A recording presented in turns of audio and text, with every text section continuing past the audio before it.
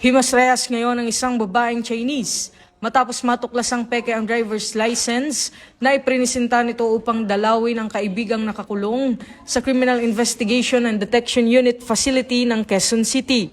Ayon kay QCPD-CIDU Chief Police Lieutenant Colonel Edison Uwano, kinilala ang suspect na si alias Lu, residente ng Makati City, na unang nagtungo sa CIDO noong Enero 6. Napansin ng duty jailer na kahina-hinala ang ipinakitang driver's license kaya ito ay ipinaberipika sa Land Transportation Office.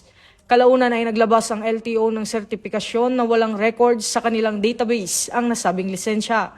Nang bumalik si Lu noong Enero 8 at muling iprinisinta ang pareho ang ID, agad siyang inaresto ng mga otoridad. Naharap ang suspect sa kasong paglabag sa Article 172 ng Revised Penal Code o Falsification of Public Document at Republic Act 4136 o Land Transportation and Traffic Code. Nagpaalala naman si QCPD Acting District Director Police Colonel Randy Glenn Silvio na may katapat na parusa ang paggamit ng peking ID, lalo na sa mga opisyal na transaksyon. Ito ang bagong PNP para sa bagong Pilipinas, serbisyong mabilis, tapat at nararamdaman.